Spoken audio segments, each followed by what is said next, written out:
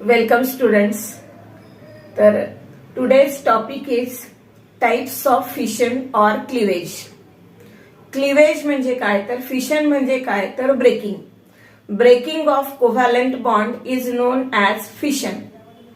कुठलीही chemical reaction होत असताना रिएक्टंट्स मधले काही बॉन्ड तुटतात, मग ऍटम्सची रिअरेंजमेंट होते आणि नवीन बॉन्ड्स तयार होतात. नवीन बॉन्ड्स बनले का प्रोडक्ट्सचं फॉर्मेशन होतं. मग बॉन्ड ब्रेक होत असताना ते दोन प्रकारे ब्रेक होऊ शकतात. एक प्रकार म्हणजे होमोलिटिक फिशन आणि दुसरा जो प्रकार असतो त्याला आपण म्हणतो हेटेरोलिटिक फिशन. होमोलिटिक फिशनलाच आपण होमोलिसिस आणि हेटेरोलिटिक फिशनलाच आपण हेटेरोलिसिस असंही म्हणतो. मग होमो म्हणजे काय? होमो म्हणजे इक्वल, होमो म्हणजे सिमेट्रिकल, होमो म्हणजे सिमिलर. आणि हेटेरो म्हणजे काय? हेटेरो म्हणजे डिफरंट किंवा अनइक्वल. मग आता जेव्हा कोव्हॅलंट बॉन्ड तुटतो तर कोव्हॅलंट बॉन्ड मध्ये काय असतं? इलेक्ट्रॉन असतात. मग ते बॉन्ड तुटल्यानंतर त्या इलेक्ट्रॉनचं डिस्ट्रीब्युशन करायचं असेल तर ते इलेक्ट्रॉन जर इक्वली डिस्ट्रीब्यूट झाले तर त्याला म्हणतात होमोलिटिक फिशन. लिसिस म्हणजे ब्रेकिंग. मग ज्या वेळेला कोव्हॅलंट बॉन्ड तुटतो, कोव्हॅलंट बॉन्ड तुटत असताना इक्वल डिस्ट्रीब्युशन ऑफ इलेक्ट्रॉन्स होत असेल, सिमिलर किंवा equal distribution of electron between two atoms, मग त्याला म्हणतो आपण होमोलिसिस.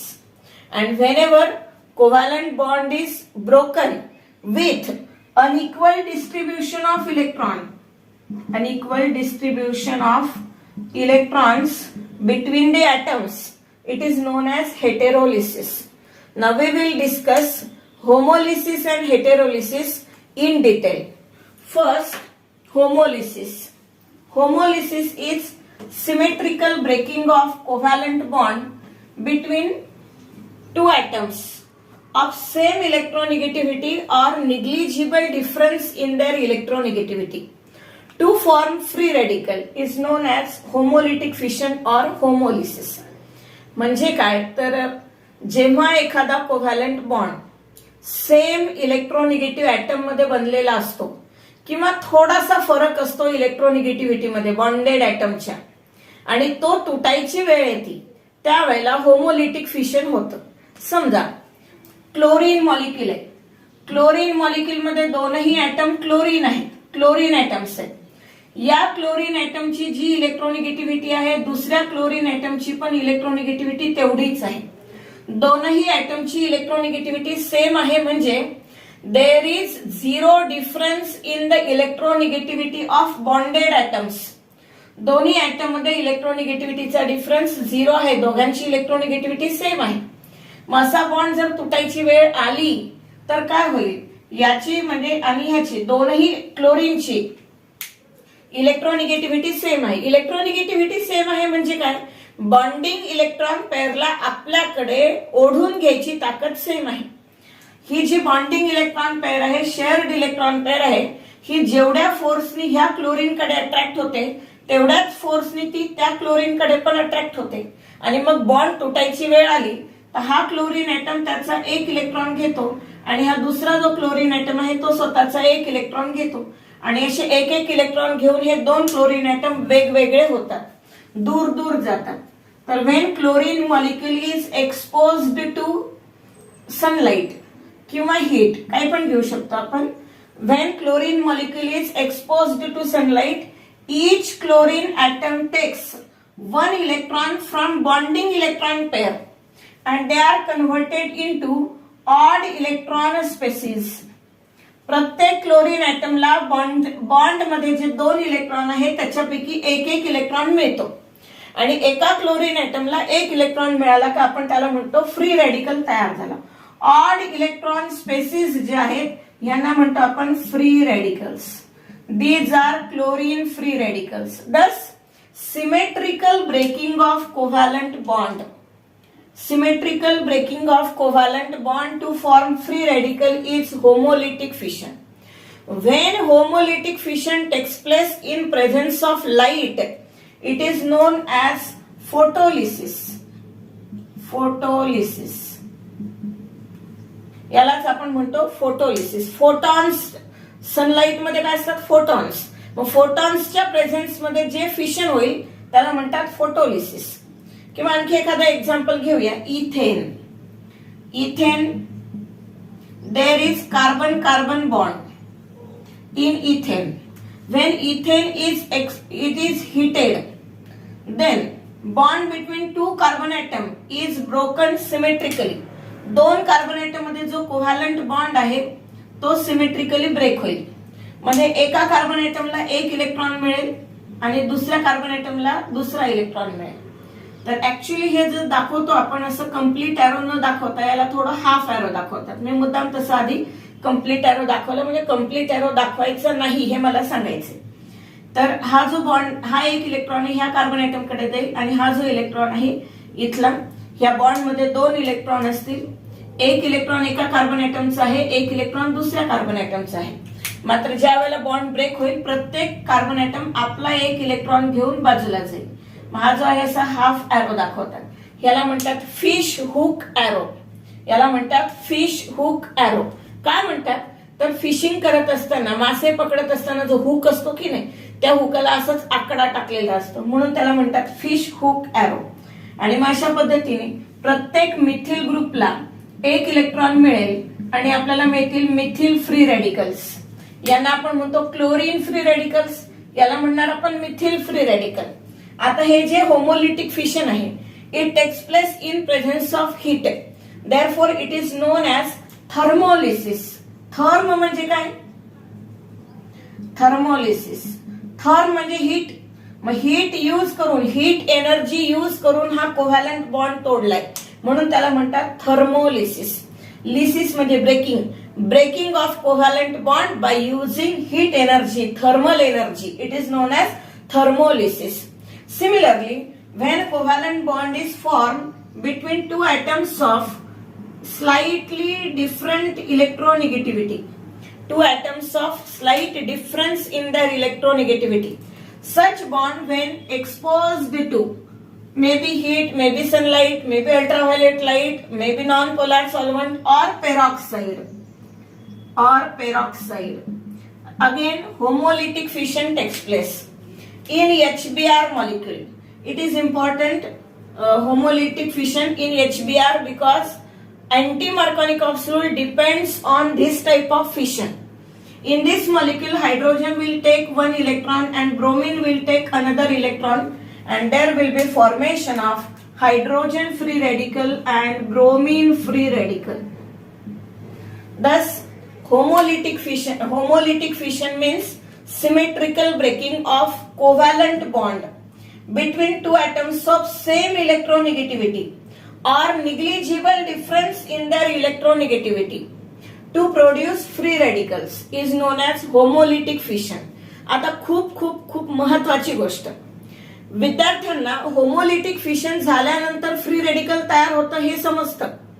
हेटेरोलिटिक फिशन झाल्यानंतर कॅटायन्स आणि अनायन्स म्हणजे एक इलेक्ट्रोफाईल आणि एक न्यूक्लिओफाईल तयार होतो हे पण समजतं. मात्र होमोलिटिक फिशन कधी करायचं आणि हेटेरोलिटिक फिशन कधी करायचं हे लवकर कळत नाही. का?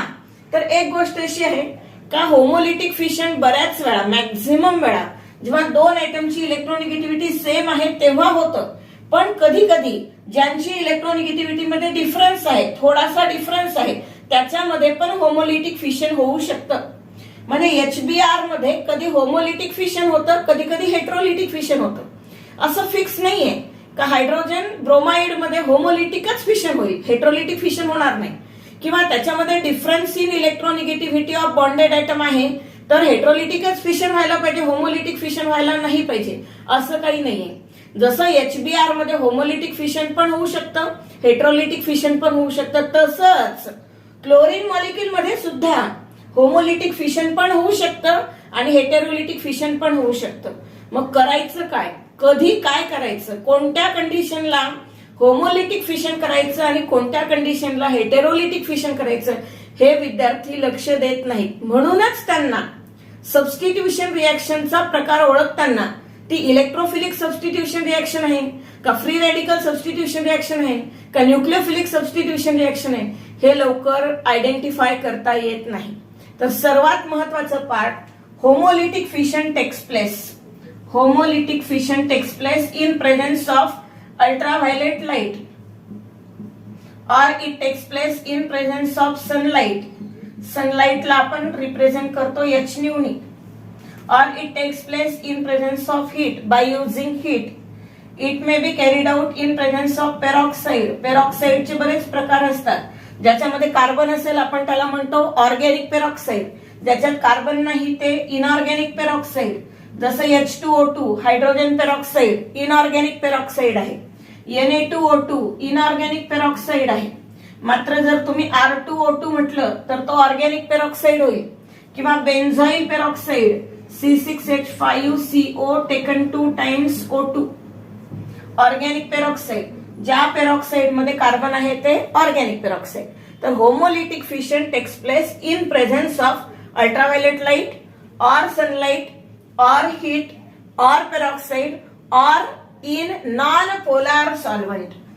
In non polar solvent. These are conditions in which there is breaking of a bond in symmetrical manner, that is homolytic fission takes place. तर हे खूप खूप खूप महत्वाचं आहे. टाइप ऑफ रिएक्शन ओळखायला जर शिकायचं असेल तर होमोलिटिक फिशन हे नेहमी अल्ट्राव्हायलेट लाईट किंवा सनलाइट किंवा हीट किंवा पेरॉक्साइड किंवा नॉन पोलार सॉल्व्हंट मध्ये होतं. हे आपलं पक्क लक्षात राहायला हवं. ठीक आहे. तर होमोलिटिक फिशन नंतर पाहणार आहोत आपण हेटेरोलिटिक फिशन. तर सेकंड टाइप आहे हेटेरोलिटिक फिशन. अनइक्वल ब्रेकिंग किंवा unequal distribution of electron during breaking of bond is known as heterolysis और heterolytic fission. Unsymmetrical breaking of covalent bond to form cation and anion is known as heterolytic fission or heterolysis. Specially it is favored in polar solvent or polar molecules. म्हणजे काय, ज्यांच्यामध्ये इलेक्ट्रोनिगेटिव्हिटीचा difference जास्त आहे अशा molecules मध्ये heterolytic fission होण्याची शक्यता जास्त असते. आता समजा टर्शियरी ब्युटिल क्लोराइड आहे. When tertiary butyl chloride is treated with tertiary butyl chloride is reacted with KOH, aqueous KOH. aqueous KOH म्हणजे काय, KOH हा बेस आहे आणि बेस जो आहे तो पोलॅरिटी क्रिएट करतो किंवा ऍक्वियस कंडिशन आहे तर पोलार सॉल्व्हंट आहेच. इथे क्लोरीनची इलेक्ट्रोनिगेटिव्हिटी कार्बन पेक्षा जास्त आहे. क्लोरीनची इलेक्ट्रोनिगेटिव्हिटी कार्बन पेक्षा जास्त आहे. म्हणून इलेक्ट्रोनिगेटिव्हिटी जास्त आहे म्हणजे काय, ह्या बॉन्ड मधले इलेक्ट्रॉन आपल्याकडे खेचून घ्यायची ताकद जास्त आहे. म्हणून ह्या बॉन्ड मधले दोनही इलेक्ट्रॉन क्लोरीन वर जातील.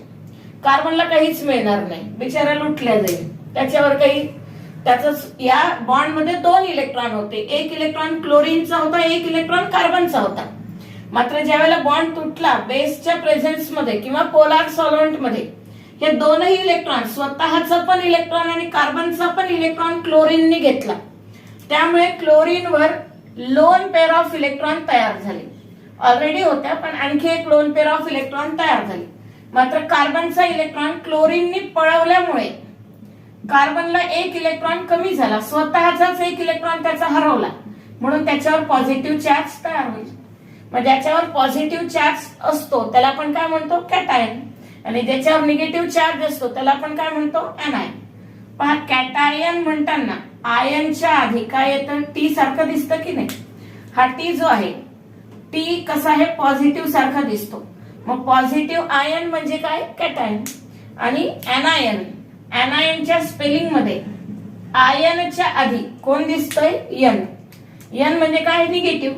मग जे निगेटिव्ह आयन आहे, जो आयन निगेटिव्ह आहे तो एनायन, जो आयन पॉझिटिव्ह आहे तो कॅटायन. मग ज्या वेळेला कोव्हॅलंट बॉन्ड डिफरंट इलेक्ट्रोनिगेटिव्ह ऍटम मध्ये बनलेला असतो आणि तो तुटायची वेळ येते तेव्हा जास्त इलेक्ट्रोनिगेटिव्हिटीचा ऍटम इलेक्ट्रॉन घेतो, दोनही बॉन्डिंगचे दोनही इलेक्ट्रॉन तो ठेवून घेतो, त्याचा एनायन तयार होतो. आणि ज्याची इलेक्ट्रोनिगेटिव्हिटी कमी आहे त्याचा इलेक्ट्रॉन अनायननी पळवल्यामुळे त्याच्यावर पॉझिटिव्ह चार्ज तयार होतो, म्हणजे तो कॅटायन तयार होतो. तर हेटेरोलिटिक फिशन मध्ये कॅटायन्स आणि अनायन्स तयार होतात. आता पुन्हा सांगितलंय का, दोन ऍटम मध्ये इलेक्ट्रॉनिगेटिव्हिटीचा डिफरन्स असेल तर जनरली हेटेरोलिटिक फिशन होतं, पण इलेक्ट्रॉनिगेटिव्हिटीचा डिफरन्स नसेल तरीही त्याच्यात हेटेरोलिटिक फिशन पॉसिबल असतं. पुन्हा तीच गोष्ट सांगायचं जास्त प्रयत्न करत आहे का हेटेरोलिटिक फिशन कधी होतं त्याच्यावर कॉन्सन्ट्रेट करणं जास्त महत्वाचं आहे. समजा क्लोरीन मॉलिक्यूल आहे. When chlorine molecule is treated with anhydrous AlCl3. Now anhydrous AlCl3 is Levy's acid. Levy's acid. Anhydrous AlCl3 हा लेव्हिज ऍसिड आहे. याचं स्वतःच ऑक्टेट इनकम्प्लीट आहे. मी याचं स्वतःचं ऑक्टेट इनकम्प्लीट असल्यामुळे ह्याला 2 इलेक्ट्रॉनची गरज असल्यामुळे हा काय करतो, ह्या दोन पैकी कुठल्या एका क्लोरीन ऍटमला फितवतो. म्हणतो तू इलेक्ट्रॉन खेच, या बॉन्ड मधले दोनही इलेक्ट्रॉन आपल्याकडे ओढून आण. हा क्लोरीन काय म्हणतो, अरे त्याची आणि माझी दोघांची इलेक्ट्रॉनिगेटिव्हिटी सेमच आहे. जेवढ्या ताकदीने ह्या बॉन्डिंग इलेक्ट्रॉन पेअरला हा क्लोरीन इकडे ओढतोय, तेवढीच इलेक्ट्रॉनिगेटिव्हिटीने तेवढ्याच पॉवरनी हा पण क्लोरीन त्याला इकडे ओढतो. मग AlCl3 म्हणतो टेन्शन घेऊ नको, मी तुला मदत करतो. मग AlCl3 आणि हा क्लोरीन दोघं मिळून इलेक्ट्रॉन इकडे खेचतात आणि हा एकटा क्लोरीन कमी पडतो.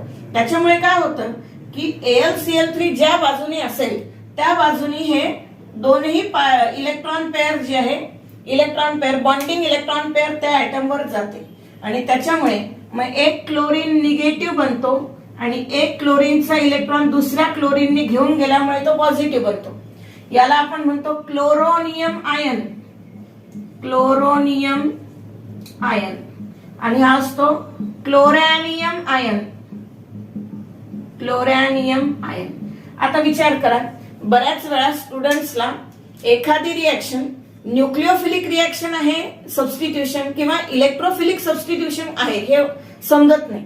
आता इथे क्लोरोनियम आयन पण तयार झालं, क्लोरॅनियम आयन पण तयार झालं. अटॅक कोण करेल, कुणी अटॅक करावा? जर Cl+ ने अटॅक केला तर ती इलेक्ट्रोफिलिक ऍडिशन रिएक्शन होईल. ऍडिशन असेल तर, सबस्टिट्यूशन असेल तर इलेक्ट्रोफिलिक सबस्टिट्यूशन रिएक्शन होईल. आणि जर का Cl- ने अटॅक केला तर ऍडिशन रिएक्शन असताना ती न्यूक्लिओफिलिक ऍडिशन होईल आणि जर सबस्टिट्यूशन असेल तर ती न्यूक्लिओफिलिक सबस्टिट्यूशन होईल. अटॅक कोणी करावा, क्लोरोनियम आयननी करावा का क्लोरॅनियम आयननी करावा, हा विचार करण्याची गोष्ट आहे. Cl- आयन मध्ये त्याचं ऑक्टेट कम्प्लीट आहे आणि त्याला पकडून ठेवलंय कुणी, AlCl3 नी. मग AlCl3 नी Cl- आयनला पकडून ठेवलं तर तो अटॅक करू शकेल का? नाही, तो अटॅक नाही करू शकणार. मग पहिला अटॅक कोण करेल, Cl+ अटॅक करेल. आणि Cl+ ने जर अटॅक केला तर ती जी सबस्टिट्यूशन रिएक्शन असेल ती एकतर इलेक्ट्रोफिलिक सबस्टिट्यूशन रिएक्शन असेल आणि जर ती ऍडिशन रिएक्शन असेल तर ती इलेक्ट्रोफिलिक ऍडिशन रिएक्शन असेल. समजतंय? जेव्हा एखाद्या रिएक्शनची कंडिशन, रिएक्शन मध्ये ऍसिड असेल किंवा इलेक्ट्रोफाईल असेल तर त्या ठिकाणी पहिला अटॅक इलेक्ट्रोफाईलच करतो, कारण हा जो इलेक्ट्रोफाईल हा न्यूक्लिओफाईलला पकडून ठेवतो. हा इलेक्ट्रोफाईलला न्यूक्लिओफाईलची गरज असते आणि न्यूक्लिओफाईलला इलेक्ट्रोफाईलची गरज असते. मग ज्या वेळेला रिएक्शन मीडियम मध्ये अनहायड्रस AlCl3 किंवा FeCl3 म्हणजे असे इलेक्ट्रोफाईल असतात, ते काय करतात, मॉलिक्यूल मध्ये हेटेरोलिटिक फिशन घडवून आणतात. मग मॉलिक्यूल मध्ये हेटेरोलिटिक फिशन घडून आलं का त्याच्यातून एक इलेक्ट्रोफाईल आणि एक न्यूक्लिओफाईल तयार होतो. जो इलेक्ट्रोफाईल असतो तो न्यूक्लिओफाईलला पकडून ठेवतो आणि जो इलेक्ट्रोफाईल बिचाराचा ऑक्टेट ड्युप्लेट इनकम्प्लीट होता तो पुढे अटॅक करायला मोकळा होतो आणि मग इलेक्ट्रोफिलिक रिएक्शन्स होतात. ठीक आहे. आणखी एक एक्झाम्पल आपल्याला पाहता येईल की HBr. समजा हायड्रोजन ब्रोमाइड आहे, तर आपण हायड्रोजन ब्रोमाइडला पेरॉक्साइड मध्ये टाकलं तर त्याचं हायड्रोजन फ्री रेडिकल आणि ब्रोमिन फ्री रेडिकल होतं हे पाहिलं. आता मात्र वेगळी गोष्ट आहे. ऍक्वियस म्हणजे पोलार सॉल्व्हंट आहे आणि पोलार सॉल्व्हंट मध्ये पुन्हा आता हायड्रोजनची इलेक्ट्रॉनिगेटिव्हिटी कमी आहे, ब्रोमिनची इलेक्ट्रॉनिगेटिव्हिटी जास्त आहे. म्हणून या बॉन्ड मध्ये एक इलेक्ट्रॉन ब्रोमिनचा आणि एक इलेक्ट्रॉन हायड्रोजनचा जरी असला तरी ब्रोमिनची इलेक्ट्रॉनिगेटिव्हिटी जास्त असल्यामुळे दोन्ही बॉन्डिंग इलेक्ट्रॉन पेअर जी असेल ती ब्रोमिन कडे येईल आणि हायड्रोजनचे ड्युप्लेट डिस्टर्ब होईल. हायड्रोजनचे ड्युप्लेट डिस्टर्ब झाल्यामुळे तिथे H+ आणि ब्रोमिन जे आहे ते Br- तयार होईल. मग इथे हेटेरोलिटिक फिशन झालं. तुमच्या लक्षात येत असेल की आपण क्लोरीनला जर अल्ट्राव्हायोलेट लाईट, सनलाईट किंवा पेरॉक्साईड किंवा हीट दिलं तर त्याच्यात होमोलिटिक फिशन होतं. मात्र क्लोरीनला अनहायड्रस AlCl3 सोबत जर अटॅचमेंट असेल किंवा मीडियम मध्ये असेल तर तिथे हेटेरोलिटिक फिशन झालं. HBr पेरॉक्साईडच्या कॉन्टॅक्ट मध्ये असेल तर होमोलिटिक फिशन होईल. मात्र तोच HBr ऍक्वियस किंवा पोलार सॉल्व्हंटच्या कॉन्टॅक्ट मध्ये आला तर तिथे हेटेरोलिटिक फिशन होईल. होमोलिटिक फिशन होताना प्रत्येक बॉन्डेड ऍटम एक एक इलेक्ट्रॉन घेतो आणि फ्री रेडिकल तयार होतं हे सगळ्यांना समजतं. हेटेरोलिटिक फिशन तयार होताना ज्याची इलेक्ट्रोनिगेटिव्हिटी जास्त आहे तो बॉन्डिंग इलेक्ट्रॉन पेअर दोनही घेतो, त्याचा एनायन तयार होतो, आणि ज्याची इलेक्ट्रोनिगेटिव्हिटी कमी आहे त्याचा कॅटायन तयार होतो हे पण सगळ्यांना समजतं. पण हेच बऱ्याच वेळा समजत नाही की इथे होमोलिटिक फिशन करायचं का हेटेरोलिटिक फिशन करायचं. बरं, होमोलिटिक फिशन आणि हेटेरोलिटिक फिशन झाल्यानंतर पहिल्यांदा अटॅक कोणी करायचं हे पण लवकर कळत नाही, म्हणून हा व्हिडिओ पूर्णपणे पाहणं आवश्यक होतं. तर हेटेरोलिटिक फिशन जो आहे, हेटेरोलिटिक फिशनच्या कंडिशन काय काय आहे तर heterolytic fission takes place in polar solvent. Polar solvent असेल तर हेटेरोलिटिक फिशन होतं. पोलार सॉल्व्हंट म्हणजे aqueous condition, water polar solvent आहे, अमोनिया पोलार सॉल्व्हंट आहे, किंवा ऍसिड असेल तरी हेटेरोलिटिक फिशन होतं. बेस असेल हेटेरोलिटिक फिशन होतं. ऑक्सिडायझिंग एजंट ज्याला आपण म्हणतो ऑक्सिडंट हेटेरोलिटिक फिशन होणार. रिड्युसिंग एजंट रिडक्टंट हे पण हेटेरोलिटिक फिशन घडवून आणतात. तर हेटेरोलिटिक फिशन होईल हे पाहताना, हेटेरोलिटिक फिशन करायचं का हे पाहताना आधी बघायचं की रिएक्शनचं मीडियम काय आहे. ऍसिड आहे का, बेस आहे का, ऑक्सिडायझिंग एजंट आहे का, तिथे कुठेतरी रिड्युसिंग एजंट आहे का, किंवा पोलार सॉल्व्हंट आहे का, यांच्यापैकी कुणीही असेल तर ज्याच्यामध्ये इलेक्ट्रोनिगेटिव्हिटीचा डिफरन्स कमी असला तरी जास्त असला तरी हेटेरोलिटिक फिशनच घडवून आणायचं. आणि ultraviolet light, sunlight, heat, peroxide, non polar solvent असेल तर थोडासा डिफरन्स जरी असला इलेक्ट्रोनिगेटिव्हिटीचा तरी त्याच्यामध्ये होमोलिटिकच फिशन घडवून आणायचं. ठीक आहे. आता अटॅक करताना एक प्रत्येक वेळेला असंच होणार आहे. बऱ्याच वेळा काय होतं, विद्यार्थ्यांचा एक प्रश्न नेहमी येतो की जेव्हा हेटेरोलिटिक फिशन होईल, हेटेरोलिटिक फिशन होताना एक कॅटायन तयार होतो आणि एक एनायन तयार होतो, इथपर्यंत ठीक आहे. आणि जो एनायन असतो, निगेटिव्ह आयन असतो, त्याचा ऑक्टेट कम्प्लीट राहणारच आहे. आणि जो कॅटायन आहे त्याचा ऑक्टेट डिस्टर्ब होतो, त्याच्यामध्ये इलेक्ट्रॉन डेफिशियन्सी क्रिएट होते. मग नेहमीच काय इलेक्ट्रोफाईलने अटॅक करावा, नेहमीच काय H+ किंवा जो पण इलेक्ट्रोफाईल असेल, इलेक्ट्रॉन डेफिशियंट स्पेसिस असेल, मग त्यांनी जर अटॅक केला तर प्रत्येकच सबस्टिट्यूशन रिएक्शन इलेक्ट्रोफिलिक सबस्टिट्यूशन होईल किंवा ऍडिशन रिएक्शन ही इलेक्ट्रोफिलिक ऍडिशन रिएक्शन होईल. तसं नाही. जेव्हा कॅटायन आणि एनायन तयार केलं जातं तेव्हा सबस्ट्रेट मधल्या साईटची, ऍक्टिव्ह साईटची स्टॅबिलिटी आणि रिएजंट मधल्या ऍक्टिव्ह साईटच्या स्टॅबिलिटी बद्दल विचार केला जातो. जर न्यूक्लिओफाईल स्टेबल असेल आणि इलेक्ट्रोफाईल कमी स्टेबल असेल तर इलेक्ट्रोफाईल अटॅक करेल, नो प्रॉब्लेम. पण जर का इलेक्ट्रोफाईल स्टेबल असेल आणि न्यूक्लिओफाईल अनस्टेबल असेल तर न्यूक्लिओफाईल अटॅक करेल. आणखी एक एक्झाम्पल पाहूया. समजा ऍसिटाल्डिहाइड, आधीच्या व्हिडिओमध्ये आपण ते फक्त ऍज अ एक्झाम्पल घेतलं होतं, आज ते पूर्ण तुम्हाला कळेल नेमकं काय आहे ते. तर when acetaldehyde is reacted with HCl, hydrogen cyanide in presence of base. बघा, बेस आल्याबरोबर तुमच्या डोक्यात विचार यायला पाहिजे का बेस आहे, ऍसिड असेल, बेस असेल, ऑक्सिडायझिंग एजंट असेल, रिड्युसिंग एजंट असेल, पोलार सॉल्व्हंट असेल तर हेटेरोलिटिक फिशन होणार. मग आता इथे हेटेरोलिटिक फिशन झालं तर H+ आणि Cn- तयार होणार. ठीक आहे. H+ आणि Cn- आयन तयार होणार. इथे कार्बन आणि ऑक्सिजन मध्ये ऑक्सिजनची इलेक्ट्रोनिगेटिव्हिटी जास्त आहे, कार्बनची इलेक्ट्रोनिगेटिव्हिटी कमी आहे, म्हणून इथे सुद्धा हेटेरोलिटिक फिशन होईल आणि हा जी इलेक्ट्रॉन पेअर आहे ही ऑक्सिजनवर जाईल. त्याच्यामुळे ऑक्सिजन निगेटिव्ह होईल आणि कार्बन पॉझिटिव्ह होईल.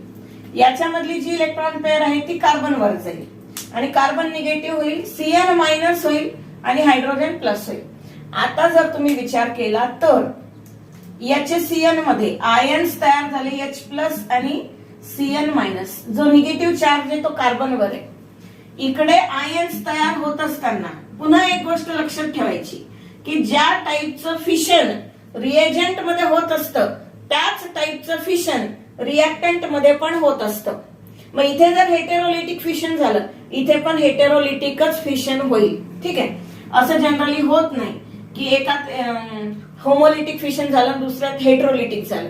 रिएजंट मध्ये ज्या टाईपचं फिशन असेल, रिएक्टंट मध्ये किंवा सबस्ट्रेट मध्ये त्याच टाईपचं फिशन होईल. आता इथे H प्लस आणि Cn मायनस, C प्लस आणि O मायनस. बघा Cn मायनस आणि H प्लस मध्ये स्टॅबिलिटी कोणालाच नाही. का नाही? हायड्रोजनचं ट्यूबलेट डिस्टर्ब झालंय म्हणून तो अनस्टेबल आहे. दुसरी गोष्ट कार्बनची, जेव्हा खूप इम्पॉर्टंट गोष्ट आहे, मोर इलेक्ट्रोनिगेटिव्ह ऍटमवर निगेटिव्ह चार्ज असेल तर तो स्टेबल असतो. मोर इलेक्ट्रोनिगेटिव्ह ऍटमवर निगेटिव्ह चार्ज असेल तर तो स्टेबल असतो. निगेटिव्ह चार्ज असेल तर तो स्टेबल असतो. आणि इलेक्ट्रोपॉझिटिव्ह एलिमेंटवर पॉझिटिव्ह चार्ज असेल तरी तो स्टेबल असतो. इलेक्ट्रोनिगेटिव्ह ऍटमला इलेक्ट्रॉन घ्यायचे असतात, मग त्यांनी घेऊन निगेटिव्ह झाला तर स्टेबल. आणि इलेक्ट्रोपॉझिटिव्ह एलिमेंटचा इलेक्ट्रॉन द्यायचे असतात, त्यांनी दिले पॉझिटिव्ह झाला स्टेबल. मात्र कार्बन असं आहे, न धड इलेक्ट्रोपॉझिटिव्ह आहे न धड इलेक्ट्रोनिगेटिव्ह आहे. कार्बनला इलेक्ट्रॉन द्यायलाही आवडत नाही, कार्बनला इलेक्ट्रॉन घ्यायलाही आवडत नाही. जर इलेक्ट्रॉन दिलेले असेल तर कार्बन पॉझिटिव्ह होईल आणि तो अनस्टेबल असेल. आणि जर त्यांनी इलेक्ट्रॉन घेतलेले असेल तर कार्बन निगेटिव्ह होईल तरी तो अनस्टेबलच असेल. मग हा पण अनस्टेबल आहे, हा जो आहे हा अनस्टेबल आहे. आणि हा जो कार्बन आयटम आहे हा पण अनस्टेबल आहे. पैकी आता ऑक्सिजन आहे. ऑक्सिजन इलेक्ट्रॉन निगेटिव्ह एलिमेंट आहे आणि त्याच्यावर निगेटिव्ह चार्ज आहे, म्हणजे त्याला थोडीफार स्टॅबिलिटी आहे. त्याला थोडीफार स्टॅबिलिटी आहे. इथे H प्लस आहे, याच्यामध्ये इलेक्ट्रॉनच नाहीये, म्हणजे कम्प्लिटली व्हॅकंट ऑर्बिटल आहे. पुन्हा आपण ऍटॉमिक स्ट्रक्चर मध्ये पाहिलेलं आहे का completely vacant orbital, half filled orbital आणि कम्प्लिटली फील्ड ऑर्बिटल स्टेबल असतात. मग यालाही थोडीफार स्टॅबिलिटी आहे. हा पण थोडा स्टेबल आहे. मग अटॅक कोण करेल? अनस्टेबल Cn मायनस पहिला अटॅक करेल. Cn मायनसनी पहिला अटॅक केला म्हणजे न्यूक्लिओफाईलनी पहिला अटॅक केला, तर ही जी असेल ती असेल न्यूक्लिओफिलिक ऍडिशन रिएक्शन. ठीक आहे, मग आता पहिला अटॅक Cn मायनस करेल कुणावर? निगेटिव्ह वाला पॉझिटिव्हवरच अटॅक करत असतो. मग CH3 CH Cn आणि इथे OH. पहिला अटॅक न्यूक्लिओफाईलनी केला आणि नंतर मग हायड्रोजन ऑक्सिजन सोबत गेला, कारण त्याला इलेक्ट्रिकल न्यूट्रॅलिटी मेंटेन करायची म्हणून. ही जी रिएक्शन असेल ही न्यूक्लिओफिलिक ऍडिशन रिएक्शन असेल. मग सांगण्याचा उद्देश काय? का नेहमीच काही इलेक्ट्रोफाईल अटॅक करत नाही, कधी कधी न्यूक्लिओफाईलला पण चान्स मिळतो अटॅक करायचा. आणि मग त्यावेळेला त्या रिएक्शन एक तर न्यूक्लिओफिलिक सबस्टिट्यूशन असेल, या ठिकाणी आपण न्यूक्लिओफिलिक ऍडिशन, पहिला अटॅक जो करेल त्या टाईपची ऍडिशन रिएक्शन, ही होती न्यूक्लिओफिलिक ऍडिशन रिएक्शन. तर होमोलिटिक फिशन, हेटेरोलिटिक फिशन काय असतं हे सगळ्यांना कळतं, पण त्याचा उपयोग काय होतो हे कुणाला कळत नाही, म्हणून आपण हे एक्झाम्पल्स घेतले.